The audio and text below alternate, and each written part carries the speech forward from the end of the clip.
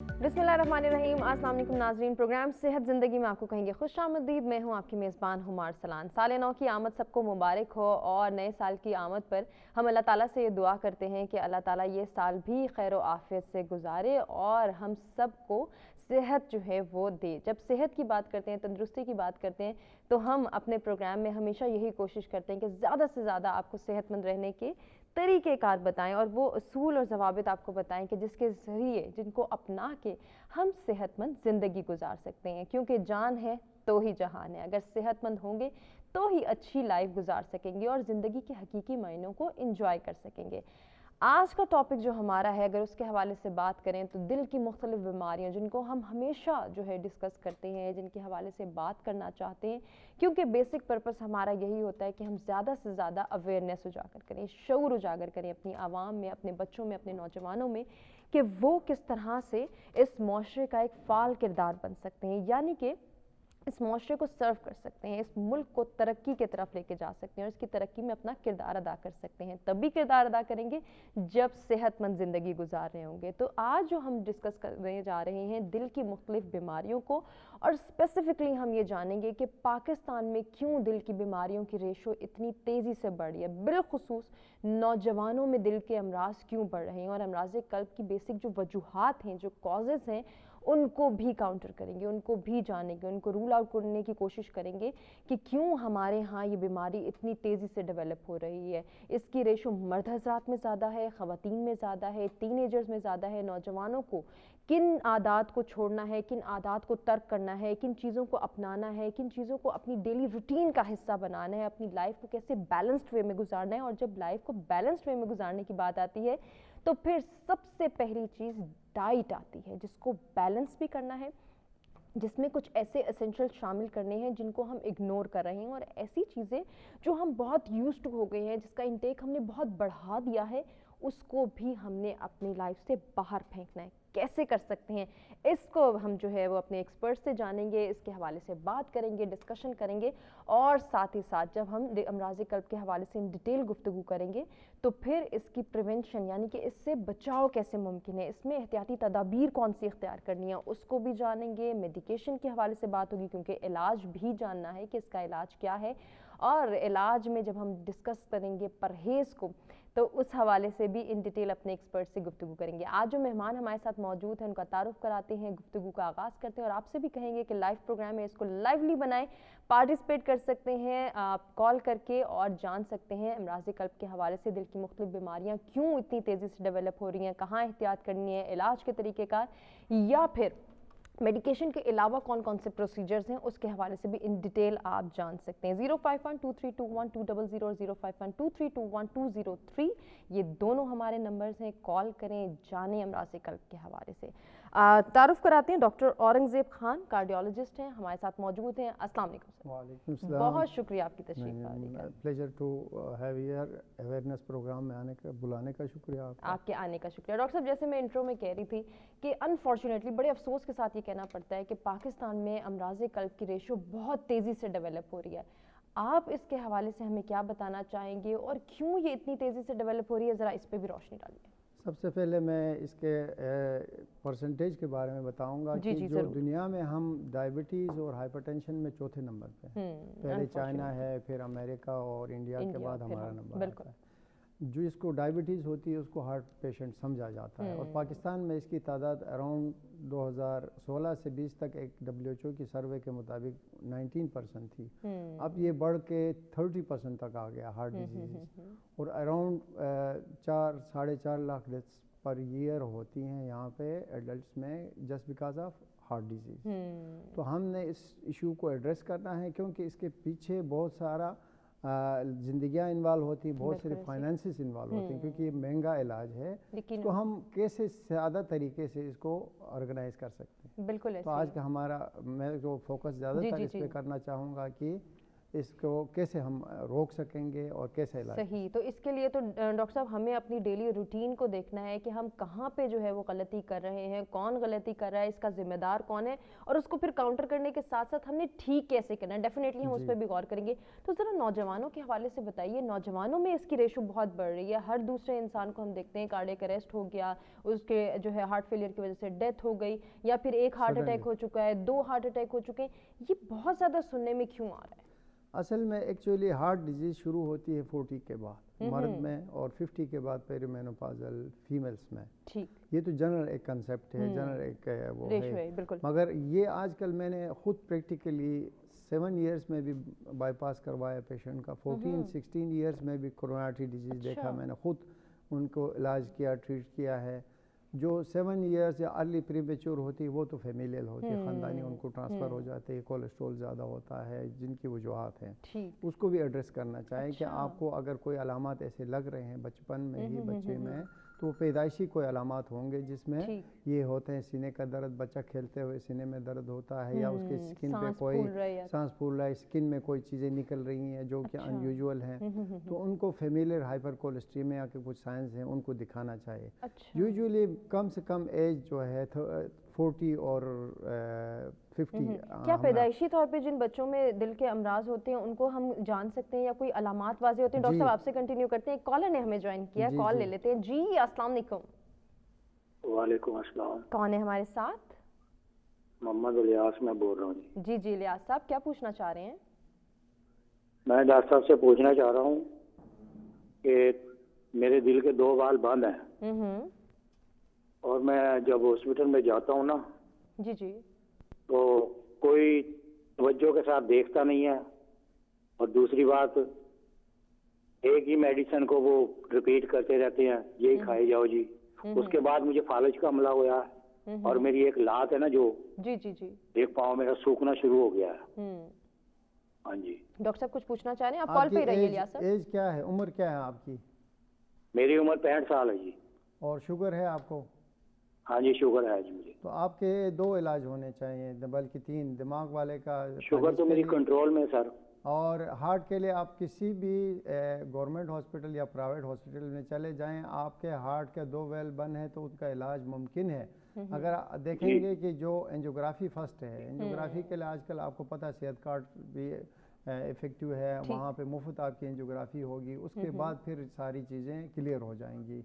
आपकी शरियाने जो दिमाग की तरफ सप्लाई करते हैं उनमें भी ब्लॉकेज हो सकता है। दिल के साथ हम लोग ये भूल जाते हैं कि दिल की शरियान ब्लॉक होती है तो आपकी टांगों की, आपके दिमाग की शरियाने भी ब्लॉक होती हैं। अगर दिल का मरज़ है तो 60% चांसेस है कि आपके शरियाने दिमाग वाली भी बंद हो। उन दोनों का एंजियोग्राफी करा के दोनों को एक साथ एड्रेस करना होगा। ठीक है इलियास साहब, बहुत शुक्रिया कॉल करने का। आप नाउमीद ना हो, डॉक्टर साहब कह रहे हैं कि इलाज मुमकिन है। तो डॉक्टर साहब सबसे पहले इनको दोबारा हॉस्पिटल विजिट करना है और एंजियोग्राफी जहाँ पे एंजियोग्राफी मौजूद हो, और वहाँ जाके दोनों का शरियानों का पहले नॉर्मल टेस्ट कराएं, बाद में एंजियोग्राफी कराएं, और आजकल फ्री हो रहा है सब कुछ। अच्छा, यानी कि इनको नाउमीद होने की जरूरत नहीं है, इंशाल्लाह इलाज हो जाएगा। आपकी एज ऐसी है, आपको एड्रेस करना लाजमी है। सही, तो इस एज में ही डायबिटीज तो आपकी कंट्रोल है, अब फालिज हो चुका है, मगर हार्ट को देखना लाजमी, बिल्कुल लाजमी। अच्छा डॉक्टर साहब, जैसे हम बात कर रहे थे पहले कि पैदाइशी तौर पे अगर बच्चों में कोई जो है वो कार्डियोवास्कुलर डिजीज है, उसको किस तरह से काउंटर किया जा सकता है? पैदाइशी अगर पैदाइश के फ़ौरन बाद है तो हम डायग्नोस कर लेते हैं ECG, इको वगैरह से। अच्छा, मगर लेटर एज में जैसे 8 साल स्कूल गोइंग चिल्ड्रन है, वो कहता है मुझे खेलते हुए सीने में दर्द होता है, सांस फूलता है, फिर उस बच्चे को हम ला के चेक करते हैं, उसके टेस्ट ETT करते हैं, इको करते हैं, हमें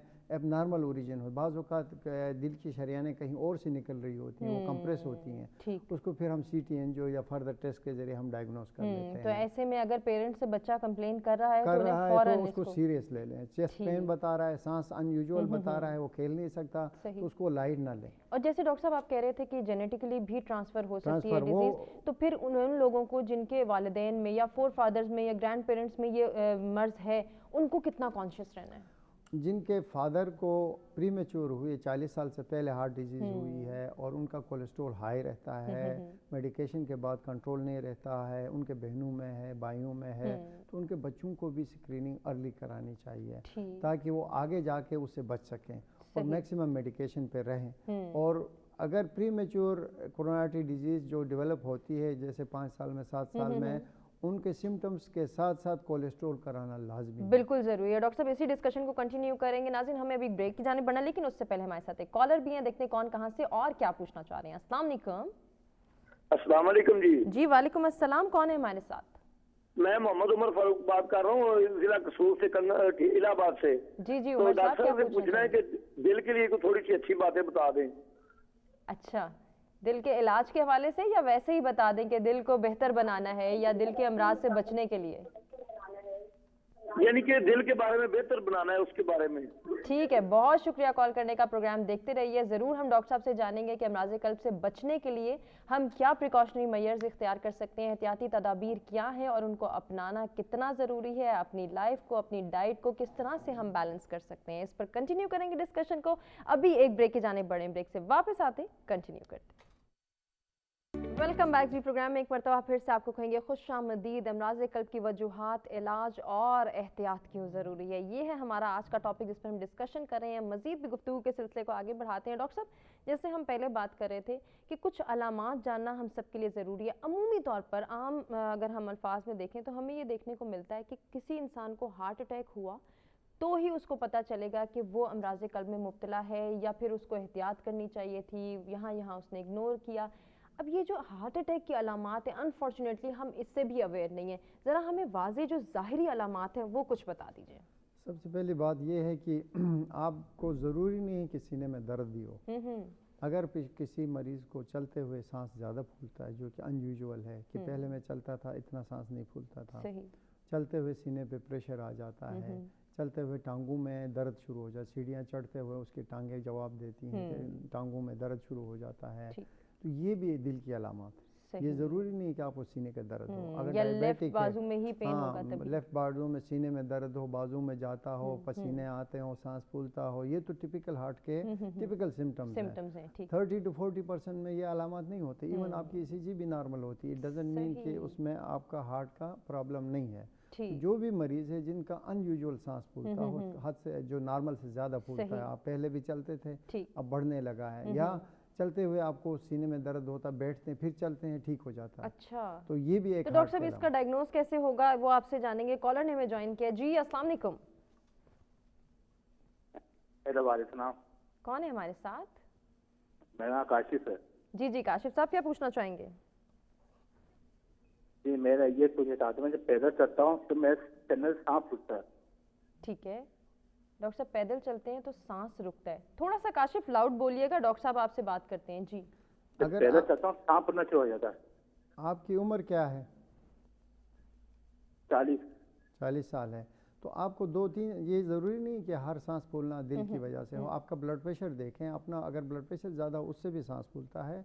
वज़न ज़्यादा है हाथ से जो नॉर्मल, आप पूछ सकते हैं डॉक्टर साहब लाइन पे। जी आपका वज़न कितना है, आपका ब्लड प्रेशर कितना रहता है, और इस सांस फूलने के साथ साथ आपको सीने में दर्द आ जाता है या टांगों में कमज़ोरी आ जाती है या सीने पे प्रेशर फील करते हैं? सीने में वो होता है, बगम से होता है। हाँ, सीने में वज़न सा होता है, तो इट मीन्स कि ये शक है। तो आप जाएंगे फास्टिंग में जाके अपने ब्लड टेस्ट भी कराएं किसी गवर्नमेंट हॉस्पिटल में। साथ एक इको और ETT होती है, एक्सरसाइज टॉलरेंस टेस्ट, वो टेस्ट करके हमें पता चल जाएगा आपका ब्लड प्रेशर का रिस्पांस कैसा है, आपकी शरीयान कल्ब कैसी हैं और दिल के वेल कैसे हैं। ठीक है काशिफ, बहुत शुक्रिया कॉल करने का। डॉक्टर साहब ने आपको सजेस्ट कर दिया है, ज़रूर अपने मेडिकल टेस्ट परफॉर्म करें। डॉक्टर साहब ये बेसिक जो टेस्ट आप बता रहे हैं, क्योंकि इससे पहले मैं यही जानना चाहती थी कि डायग्नोज किस तरह से होगा एक इंसान को कि वो इमराज कल्ब में मुब्तला है या कहीं ना कहीं उसको कोई ना कोई कार्डियोवास्कुलर डिजीज़ है, ये ज़रा हमें बताइएगा। ये इस तरह पता चलेगा कि सबसे पहले तो आपको बताया मैंने, फैमिली हिस्ट्री है, उसकी सेडेंट्री लाइफस्टाइल है, और ख़ानदान में भाइयों को आ रहा है या वालिद को है प्रीमेच्योर 65 से पहले हुई है, और 55 से पहले फादर को हुआ है, 65 से पहले मदर को हुआ है, भाई को हुआ है, तो वो कॉन्शियस हो जाए, वो देख ले कि उसके लिए ख़तरा है, तो उसने फ़ौरन जाके डॉक्टर से रब्ता करना है। अदरवाइज़ उसके सिम्टम्स होंगे, ओवर वेट हो रहा है, अगर उसकी डेली रूटीन एक्टिविटी में उसको ये सिम्टम्स हो रहे हैं, फिर भी उसको, और अपना कोलेस्ट्रॉल चेक एक दफ़ा ज़रूर कराए। डायबिटिक्स हैं तो आपने फ़ौरन जाके, वो इक्वलेंट टू कोरोनरी डिजीज़ है, वो जाके कराएं।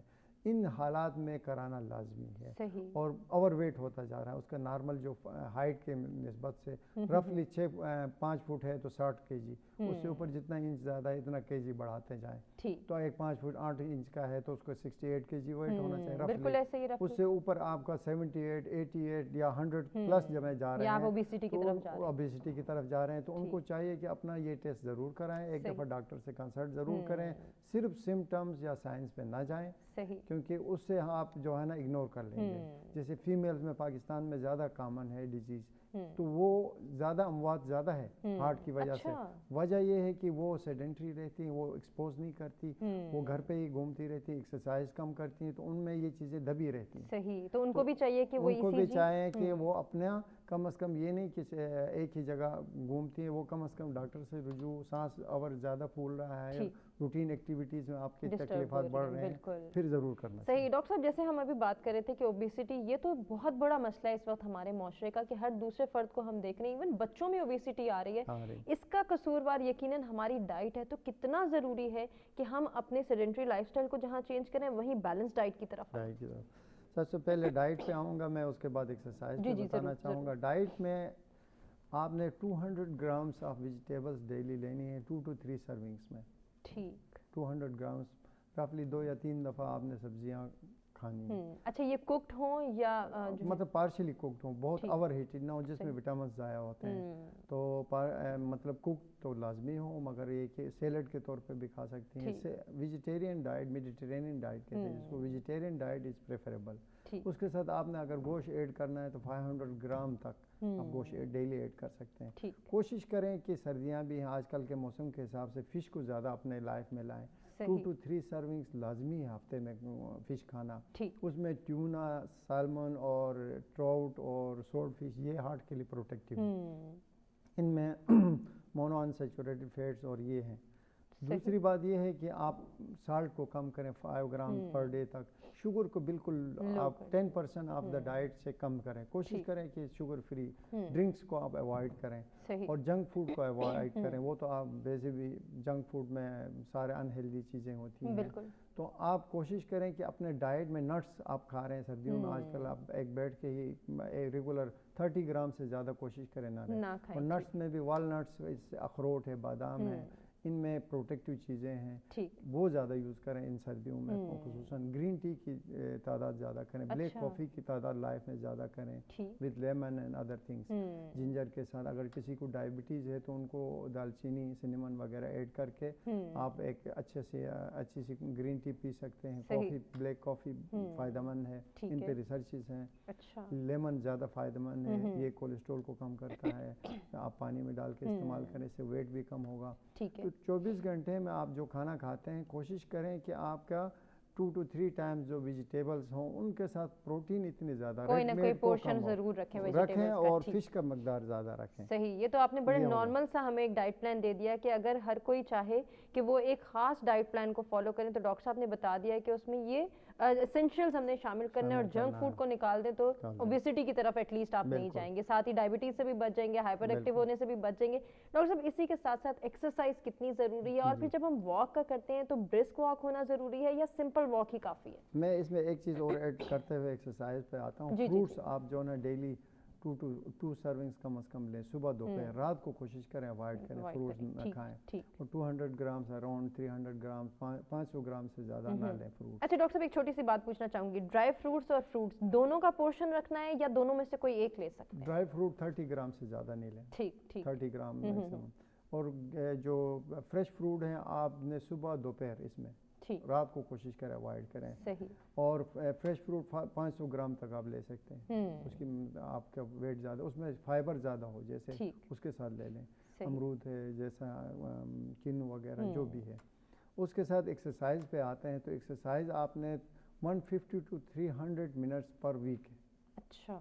इसमें आपको डेली बनता है 30 मिनट्स, अल्टरनेट डे आप बिल्कुल ऐसे ही अल्टरनेट डे करें। ब्रिस्क वॉक आप करें, ब्रिस्क वॉक से आपकी एनर्जी, कैलोरीज, हार्ट, कार्डियो सारे हो जाते हैं। और इसकी डिफिनीशन ये है कि ब्रिस्क वॉक में आपका सांस फूले और आप एक सेंटेंस कंप्लीट ना कर सके चलते हुए। जब आपका आपकी रेस्पिरेशन ज़्यादा होती कहते हैं है, हाँफने वाली कैफियत होनी चाहिए 30 मिनट्स एटलीस्ट। तो उससे आपके सारे कैलोरीज बर्न होंगे, आपके बॉडी के लिए इम्यूनिटी डेवलप होगी, शुगर कम होंगी, आपका स्ट्रेस कम होगा एक्सरसाइज से, क्योंकि ब्रेन में एंडोर्फिन सिक्रीट होते हैं एक्सरसाइज से, उससे स्ट्रेस कम होता है, ब्लड प्रेशर कम हो जाता है, शुगर कम हो जाता है, बहुत सारे फायदे ही फायदे हैं। डॉक्टर साहब, जहां हम बहुत सारी चीज़ें अपनाने की बात कर रहे हैं, वहीं कुछ ऐसी एक्टिविटीज़ जो तर्क करनी ज़रूरी है। इसमें सबसे पहले नंबर पे आती है स्मोकिंग।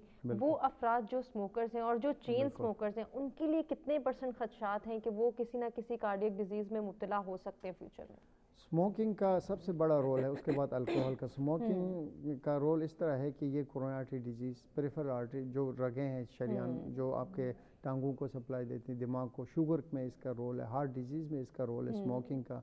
ये बॉडी के अंदर कोलेस्ट्रॉल बढ़ाता है, हार्ट रेट ज़्यादा करता है, लिपिड की कोलेस्ट्रॉल एक ख़ास किस्म का गंदा LDL के तादाद बढ़ाता है, आपके वाइट सेल जो हैं, जो प्लेटलेट्स हैं, उनको स्टिकी कर देता है, हार्ट अटैक के चांसेस बढ़ा देता है। तो इसलिए स्मोकिंग तो सबसे, और ब्लैडर कैंसर, लंग कैंसर, ये अलग साइड इफ़ेक्ट हैं। तो स्मोकिंग के बारे में तो अवेयरनेस आपको होना चाहिए। उसके साथ साथ ये है कि आप अल्कोहल को कम करें।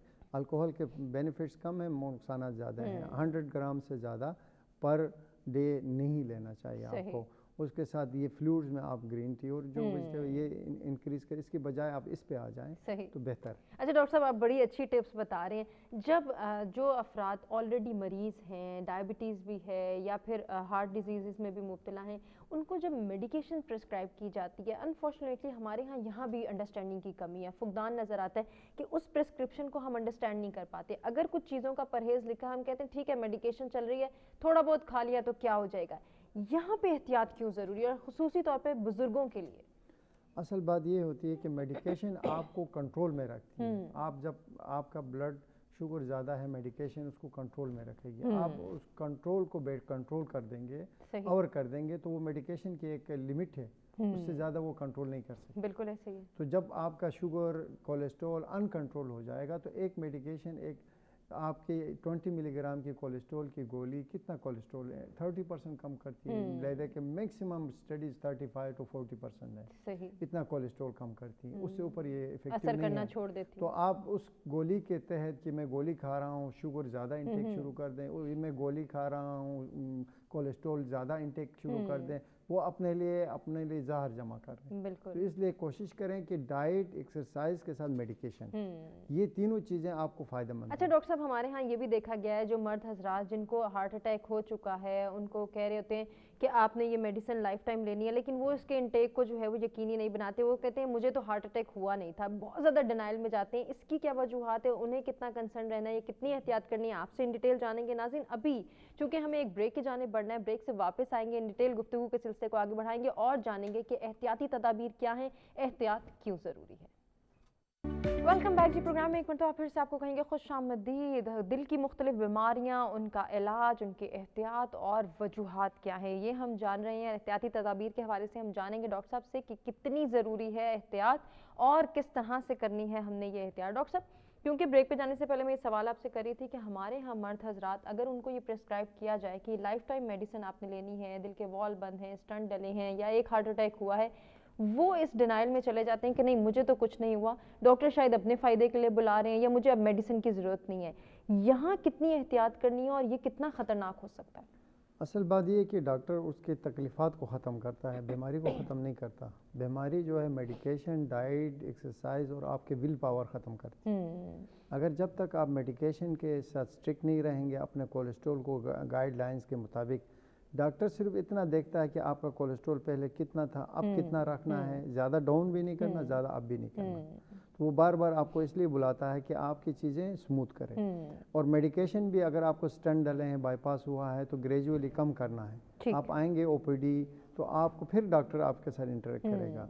इसी तरह आपको हार्ट अटैक हुआ या एंजाइना हुआ, उसने आपकी तकलीफ को ख़त्म किया, बीमारी सिरे से ख़त्म नहीं किया। आपके रगों में जमी हुई चर्बी है, उसको कैसे ख़त्म करना है, इन बातों से ख़त्म करेंगे कि डाइट करेंगे, एक्सरसाइज करेंगे, डाइट में क्या लेंगे, एक्सरसाइज कितनी करनी, ये सारी जो मैंने बातें बताई। तो डिनाइल फेज में रहेगा, या डॉक्टर से दूर रहेगा या अपने टेस्ट नहीं करवाएगा, लेजी होगा, तो चीज़ें बिगड़ती जाएंगी। और एक हद ऐसा आएगा कि टू मच हाई शुगर हो जाए, उसको दोबारा हार्ट अटैक शुगर की वजह से ना हो, या कोलेस्ट्रॉल हाई हो जाए उसकी वजह से दोबारा हार्ट अटैक ना हो। तो इन चीज़ों को एड्रेस करने के लिए डॉक्टर से इन टच रहना, उनके पास जाना, उनकी बात मानना ज़रूरी। बिल्कुल डॉक्टर साहब, जैसे कि शुगर के पेशेंट्स के हम बार बार जिक्र कर रहे हैं, तो कहा यह जाता है कि इनमें कोई वाज़ेह अलामात जो है नज़र नहीं आती या ज़ाहिरी तौर पर वो अलामात महसूस नहीं होती जो एक आम इंसान को या एक आम मरीज़ को होती हैं। तो शुगर पेशेंट्स कितने वक्त के बाद जो है वो अपना कोई ना कोई हार्ट का टेस्ट करवाएं या फिर विजिट्स को लाजमी बनाएं कि वो कार्डियोलॉजिस्ट से राब्ते में रहें? बिल्कुल, जो इंटरनेशनल गाइडलाइंस के मुताबिक शुगर के मरीज़ को हार्ट का मरीज़ समझा जाता है, कंसीडर किया जाता है ये हार्ट। तो इसके लिए अगर शुगर का मरीज़ है तो उनको एस्पिरिन 30 इयर्स एज है तो एस्पिरिन लेनी ही लेनी, डेली बेसिस पे। Daily basis. अच्छा। साथ ये गाइडलाइंस हैं कि उनको अपना कोलेस्ट्रोल अर्लियर, वैसे तो 40 साल के बाद अगर मेल को, 50 के बाद फीमेल को अपना कोलेस्ट्रोल लिपिड प्रोफाइल अगर उसमें रिस्क फैक्टर नहीं है तो करवाना ज़रूरी है। मगर इसमें अर्ली आ जाता है। अर्ली आप जब 20s को क्रॉस करते हैं तो साल में 2 साल में एक दफ़ा कराएं, उसके बाद 30s के बाद तो आप फॉलो अप में रहें कंटिन्यूस अपना लिपिड। और जो शुगर के मरीज़ का कोलेस्ट्रोल होता है वो थिकर और डेंसर होता है। अच्छा। तो जो कि ज़्यादा नुकसानदायक, अगर कम भी हो तो ज़्यादा नुकसानदायक होता है। तो उसके लिए मेडिकेशन एक हद तक कंट्रोल करना लाजमी होता है। और शुगर के मरीज़ के सिम्टम्स अक्सर जो पुराना चल रहा होता है उसमें हार्ट के सिम्टम्स नहीं होते हैं, उसको जस्ट बॉडी में वीकनेस आ जाती है, पसीने आ जाते हैं, थोड़ा घबराहट हो जाती है, थोड़ा दिल बेचैन हो जाता है, कभी-कभी ये भी समझा जाता है पेट में दर्द हो रहा है, मैदे में दर्द आ जाता है, वीकनेस टांगों में वीकनेस आ जाती है, पूरे बदन में वीकनेस आ जाती है, बेहाल हो जाते हैं। तो डिस्पाइट ऑफ ये कि शुगर कम हो रही है, साथ दिल की वजह से भी हो सकते हैं ये अलामात। तो वो ये ना समझें कि उनको सीने का दर्द नहीं हुआ है, सांस नहीं फूला है तो उनको हार्ट अटैक नहीं हुआ। तो शुगर के मरीज़ को टिपिकल अलामात के अलावा एटिपिकल सिम्टम्स भी होते हैं जिसको अपेरेंट एंजाइना कहते हैं, वो भी हो सकता है। सांस फूले, बॉडी में वीकनेस आ जाए, पूरे बॉडी बेजान हो जाए, तो ये भी एक, अगर स्वेटिंग हो जाए बैठे बैठे, तो ये भी दिल की अलामत हो सकती है। बिल्कुल हो सकती है। डॉक्टर साहब, बाईपास एक बड़ी जो है हमारे यहाँ ख़तरनाक टर्म समझी जाती है और इससे बहुत लोगों को खौफ भी होता है। ये नौबत कब आती है? बाईपास कराना क्यों ज़रूरी है और क्या इसके अलावा भी इलाज पॉसिबल है या नहीं? बाईपास आखिरी हद है जो दिल के बीमारियों के इलाज का आखिरी हद है, जहाँ पे स्टंट डालना भी कामयाब ना हो, बैलून से खोलना, स्टंट डालना भी कामयाब ना हो। और उसमें लॉन्ग टर्म फ़ायदे भी देखते हैं हम। अगर यंग पेशेंट है उसकी बहुत सारी रगें ब्लॉक हैं और जो कि शुरू से ही ब्लॉक हैं, मुंह से ही रगें ब्लॉक हैं, तो उसमें बाईपास एडवाइस किया जाता है। अक्सर 70 to 80%, 90% पेशेंट्स में स्टंट से ही काम हो जाता है। बाईपास कोई बुरी चीज़ नहीं है, ये आपके लाइफ को सिम्टम्स को इजी करता है, लाइफ को प्रोलॉन्ग करता है। और ये इससे डर के खौफ से भागना अपने लिए मुसीबत है। ये एक तरीके का इलाज है, इसको आप रोक सकते हैं इन बातों पे अमल करके, इसको डिले कर सकते हैं आप मेडिकेशन खा के, डॉक्टर की बात मान के। उसके अलावा अल्टरनेट आजकल डिवाइसेस, अल्टरनेट चीज़ें आई हैं जिसमें हम बगैर बाईपास के भी इलाज कर सकते हैं। सही, कुछ एक टर्म्स हमारे सामने आती हैं, EECP का इलाज है, क्या वो इफेक्टिव है? वो एक आखिरी हद है। अच्छा। जिसमें लाइलाज हो जाए तो फिर EECP है, CRTD है, ये चीज़ें आखिरी हद है। सही, लेकिन उससे बेस्ट ऑप्शन है क्या? बेस्ट ऑप्शन है डाइट, एक्सरसाइज, मेडिकेशन और डॉक्टर से इन टच रहना, वो आपको बता देंगे। EECP एक टर्मिनल एक इलाज कह सकते हैं, एक सहारा है। डॉक्टर साहब, जैसे हम एहतियाती तदाबीर की बात करें बार बार कि हमने एहतियात करनी है और ये एहतियात हमने सबसे पहले अपनी डाइट से शुरू करनी है। हमारे यहाँ अमूमी तौर पर जब तक मुरगन ग़िज़ाएँ दस्तरखान पे ना हो तो हमें लगता है कि नामुकम्मल है दस्तरखान, और उसमें भी बहुत ज़्यादा ऑयल का इस्तेमाल, बहुत ज़्यादा फ्राइड आइटम्स का इस्तेमाल। इसको अपनी डेली रूटीन से हम कैसे ख़त्म करें? सबसे पहले बात ये है कि ऑयल में मैं आपको स्पेशली घर की ख़वातीन को ये बताना चाहूँगा कि हल्की आंच पे पकाएं, फ़ौरन ही टेम्परेचर 400 डिग्री तक ना ले जाएं जो गैस का टेम्परेचर है। दूसरी बात ये कि ऑयल कुदरती जो नेचुरल ऑयल है, सोयाबीन ऑयल, जो सरसों का तेल सबसे बेस्ट है। ऑलिव ऑयल जो है कुकिंग के लिए पोमस के नाम से आता है, वो बेस्ट है। ये जो बाकी डालडा है जिनका टेस्ट ज़्यादा होता है, खाने में टेस्ट ज़्यादा आ जाता है, वो प्रोसेस्ड जो भी ऑयल हैं जो दूसरे ऑयल हैं उनको डिस्करेज करें। सही। कुदरती जो चीज़ें बनी हुई है, सरसों का तेल है, ऑलिव ऑयल है, ये इसको अपनी लाइफ में लाने की कोशिश करें, या गिरी का तेल, अखरोट, वो तो नायाब है, इन चीज़ों को लाइफ में लाएं। दूसरी बात ये है कि घर में जो ओवर कुकिंग ना करें, वेजिटेबल्स भी बहुत ज़्यादा कुक ना हो, सही। उनमें फिर विटामिन कम एक हो तो जाते हैं। ओवर कुक करते हैं, ज़्यादा ऑयल का इस्तेमाल, फिर मिर्च मसाले भी उसमें उतनी ही तादाद होती डालते हैं टेस्ट डेवलप करने के लिए, क्योंकि ओवर कुक से विटामिन सारे डैमेज हो जाते हैं तो टेस्ट नहीं आता। फिर ऐसे मसाले ऐड करते हैं, दूसरी चीज़ें ऐड करते हैं, तो उनको चाहिए कि घर में ख़वातीन को स्पेशली ऑयल कम मकदार में यूज़ करें, जितना आपका टेस्ट डेवलप हो जाए। सही। और ऐसा ना हो कि आपके उसमें प्लेट में तरी नज़र आए, उसको अवॉइड करना। अच्छा डॉक्टर साहब, साथ ही साथ हमें ये भी बताइए, गोश्त की कितनी मिकदार हमारे लिए काफ़ी है? क्योंकि हम ये देखते हैं कि अक्सर जो दिल के पेशेंट्स होते हैं उनको मना कर दिया जाता है कि आपने गाय का या भैंस का जो है वो गोश्त नहीं इस्तेमाल करना। क्या वाकई ये नुकसानदेह है? जी, सबसे ज़्यादा कोलेस्ट्रॉल जो होता है गाय का और भैंस के गोश्त में होता है, उसके बाद मटन में होता है, रेड मीट में, कलेजी में, सबसे कम चिकन में होता है। सही। और वाइट मीट में बिल्कुल कम होने के बाद, वाइट मीट में सबसे बेहतरीन फ़िश है, उसके बाद चिकन है, उसके बाद फिर दूसरी चीज़ें आ जाती हैं।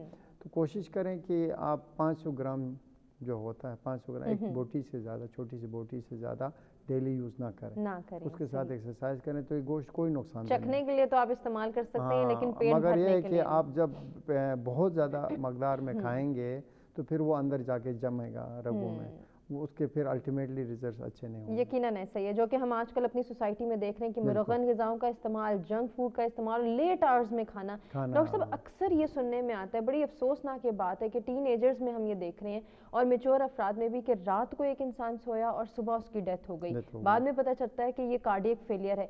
इससे कैसे बचा जा सकता है? असल बात ये होती है कि सबसे ज़्यादा हार्ट अटैक जो है ना अर्ली मॉर्निंग होते हैं, क्योंकि उस वक्त बॉडी में हार्मोन तादाद ऐसी होती है जो दिल की रगों को सुकड़ा देता है, हार्ट अटैक का बाइस बनता है। और रात को खाना खा के सो जाते हैं तो उस वक्त ऑक्सीजन की मकदार में भी फ़िज़ा में कम होती है, साथ हार्मोन्स भी बॉडी में ऐसे सिक्रीट होते हैं। उनको बचने का एक ही तरीका है कि आप जो है ना प्रॉपर मेडिकेशन लेके अपना सारा कुछ करके सो जाएं। और आप सर्दियों में कोशिश करें कि कोल्ड एक्सपोजर ज़्यादा ना हो। कोल्ड एक्सपोजर से भी दिल की रगें, शरियानें सिकुड़ जाती हैं। सुबह सवेरे आप बाहर निकलते हैं, हार्ट अटैक हो जाता है। उसकी वजह ये है कि डायरेक्ट सर्दी आपके दिल की शरियानों को सिकुड़ देती है, उसमें आप अपना आपको गर्म करके निकलें ताकि आपको एंजाइना, अगर हार्ट डिजीज़ है तो एंजाइना ना हो, अगर एंजाइना हुआ फिर हार्ट अटैक का चांसेस ज़्यादा होते हैं अगर कोल्ड एक्सपोजर। और ऐसा भी देखने में आया है कि नौजवानों में डॉक्टर साहब वो ठंडे पानी से शावर ले लेते हैं सर्दियों में, तो ये भी नुकसानदेह ये भी नुकसानदेह। नॉर्मल जो टेप वाटर है उससे ज़्यादा ठंडा नहीं होना चाहिए, कोशिश करें गर्म पानी से ही बेहतर रहेगा बॉडी के लिए। तो ये वो एहतियाती तदबीरें हैं कि आप इख्तियार करके बच सकते हैं। तो ये चंद चीज़ें हैं जो एंजाइना को प्रेसिपिटेट करती हैं। कोल्ड एक्सपोजर है, बहुत ज़्यादा ठंडा पानी है, ये चीज़ें ना। अच्छा डॉक्टर साहब, एक अमूमी तौर पे हम ये टर्म सुनते हैं, जैसे हमने जिक्र किया बाईपास की नौबत कब आती है या दिल के वॉल बंद हो जाना, ये जो स्टंट का डलना, फिर इसमें भी मुख्तलिफ हम देखते हैं कि क्वालिटीज़ आ गई हैं, इसमें भी मुख्तलिफ प्रोसीजर्स आ गए हैं, इसमें बेस्ट क्या है और एक आम आदमी इसकी अंडरस्टैंडिंग कैसे डेवलप कर सकता है? असल बात ये है कि जैसे स्टंट की वैरायटी है, स्टंट की ज़्यादातर कॉमनली आम बंदे को समझने के लिए दो ही वैरायटी है, एक दवाई वाले, एक बगैर दवाई। अच्छा। अगर किसी की शरियानें जो है, जैसे हमारे एशियन की फ़ीमेल्स की शरियानें, पाकिस्तानियों की और इंडिया वगैरह, इनकी छोटी छोटी होती हैं, पतली, इनका साइज़ अच्छा बड़ा नहीं होता। डायबिटिक्स में, फीमेल्स में, उनमें स्टंट का छोटा साइज़ जाता है, 2 मिलीमीटर, 2.5 मिलीमीटर, 3 मिलीमीटर तक। यूरोपियन में कदर बड़े बड़े साइज़ में होते हैं। जितना छोटा साइज़ होगा, जितना लंबा होगा, उसमें ब्लॉकेज के चांसेस ज़्यादा होते हैं, उसमें दवाई वाला अच्छा रहता है। अगर शरियानों की तादाद बड़ी है तो डायमीटर ज़्यादा है तो उसमें बड़े बगैर दवाइयों वाले भी काम चल जाते हैं। तो इसलिए ये डॉक्टर पे छोड़ें कि वो आपके लिए क्या तजवीज़ करता है, आप खुद गाइड ना करें, आप डॉक्टर को कहें जो मेरे लिए बेस्ट है। अगर डायबिटिक्स हैं तो ये बाय चॉइस नहीं हो सकता, नहीं, आपकी चॉइस नहीं, डॉक्टर साइज और बीमारी, जहाँ पे 70% से ज़्यादा शरियान ब्लॉक होती है वहाँ पे स्टंट डलता है। उससे कम ब्लॉक को मेडिकेशन और डाइट से हम ट्रीट कर सकते हैं। तो इसलिए आप ये ना कहें कि मुझे 60% ब्लॉक है, मुझे स्टंट ही डाल दें। हाँ, और वो मेरी चॉइस का डालें जो मुझे पसंद है या जो मैं सुनकर आया हूं किसी से, वो डालें। ठीक, वो डिसाइड करेगा कि इसकी शरियान की साइज क्या है, इसको शुगर है, इसका वो डायमीटर क्या है, इसका लेंथ क्या है, वो उसी हिसाब से डिसाइड। बिल्कुल ऐसे ये जेनेटिकली ट्रांसफर भी पॉसिबल है और मौरूसी तौर पर भी हम देखते हैं कि लोगों में दिल के अमराज जो हैं वो आते हैं। तो डॉक्टर साहब वो बच्चे या वो नौजवान जिनको आम तौर पे ये लगता है कि बस दिल की धड़कन तेज़ हो गई, अब हमें हॉस्पिटल रश करना है, अब हमें ईसीजी करवानी है,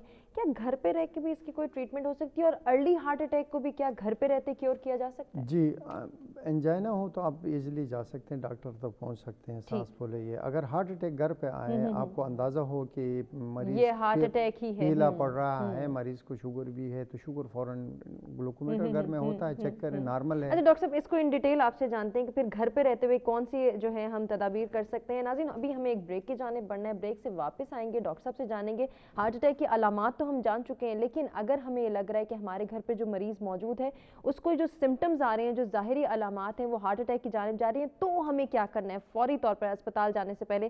कंटिन्यू करेंगे डिस्कशन को, लेकिन इस ब्रेक के बाद।